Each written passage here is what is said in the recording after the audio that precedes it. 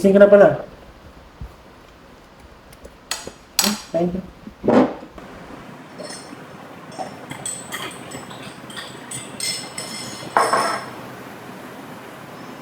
George? Sarap ba? Kain ka pa. Ito mo ito eh.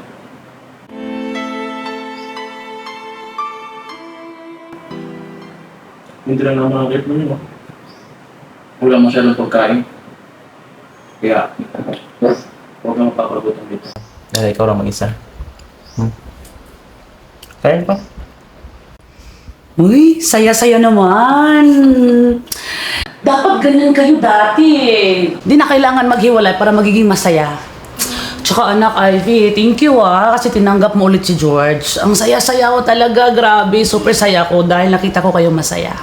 Thank you so much, okay? I love you mga anak.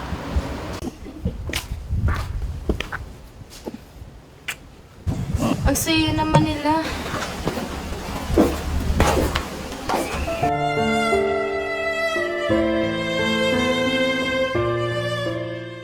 Anak ko, Ano to, ma? gusto ko kasing gumawa ng bagay na komportable sa akin eh. Gamitin niyo yung perang yan para lumipat kayo ni George ng ibang bahay. Ma naman. Huwag na. Nakakahiya sa'yo.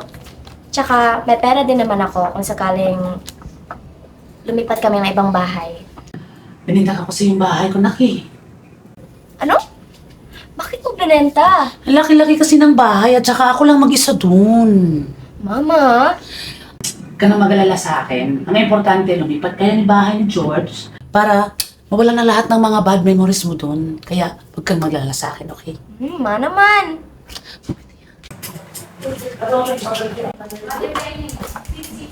Ano to? Kailangan mo yan para gumawa ng sarili mong bahay. Hindi na nga kailangan. Pero yan ang mama mo. Bigay niya sa akin. Para daw lumipat tayo ng bagong bahay. Hindi ko lang kailangan yan. May pera naman ako. Para sa bago nating bahay. Hindi. Bigay ko sa mga kaya pera mo yan. Okay. Pero kung kailangan mo ng pera, sabihin mo lang sa akin. I'll help you to find what you need. Diba hindi tayo nakapag-honeymoon ng kasal natin? Kaya bumili ako ng ticket para sa ating dalawa. Talaga? Punta tayo ng Bohol this weekend ha. Okay. Mula ngayon magiging mabuting asawa na kasi.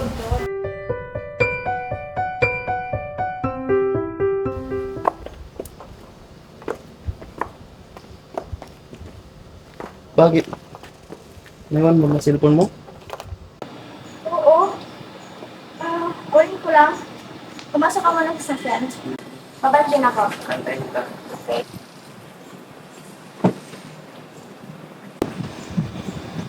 George, Rose, ano ginagawa mo rito? ipaghiwalay ka sa akin dahil sa babae na yun? Ano dito? Ba't makita tayo ni Ivy? Ano ba? Ano ba yung ginagawa mo rito? Ano ba? Bakit? Hindi ka na sa akin. Ano ba itong ginagawa mo? Ha? Ba't mo ito ginagawa? Hindi ko kailangan ng pera, George. Mas kailangan kita. Dapat mo malaman yun. Nababaliw ako. Sa tuwing naiisip ko na masaya kayong dalawa ni Ivy. Magantay ka, konti na lang. Malapit na maniwala sa akin si Ivy.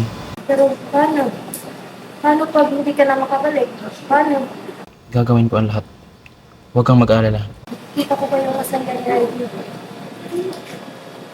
Papanggalap na ako ng mahal ko siya.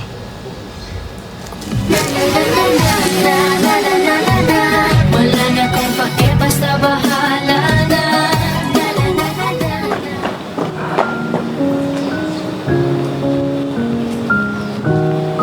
Ano kaya yun?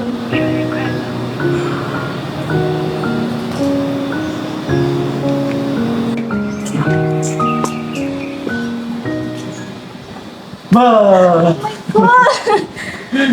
Ito ka galing.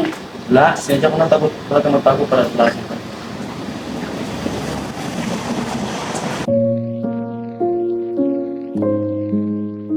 Oo, babe. Pauwi na ako. I love you. George?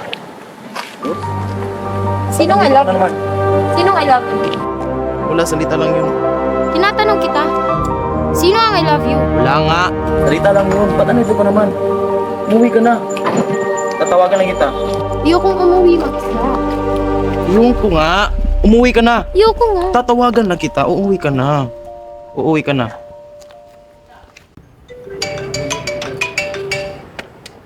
Sino yun? Oh. Wala. Spam ko lang. Magkano nga kailangan mo? 3,000 sana, babe. Parang laki namang halaga yun. Oo eh. Okay na ba sa'yo? Babe. Pwede bang bumito muna ako sa bahay niyo? Magiging mabuting kadalinis ako. Hindi lang. Gusto ko, hindi ka mabuhay. At gusto ko makita yung asawa ko na masaya at hardworking. Nice.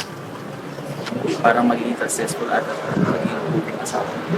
Dahil sa'yo.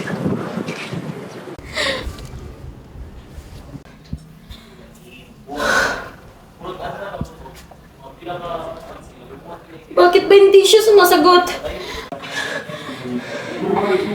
Baka piling tawagan ko yung babae at sasabihin ko sa kanya yung totoo.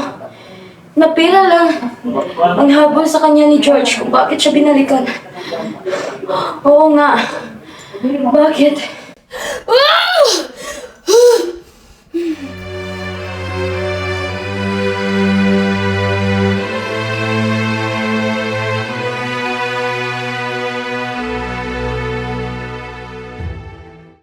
Naghiwalay na kayo, di ba?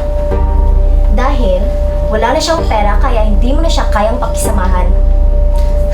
Oo, nag-away kami. Pero ako ang mahal. Ako yung minahal.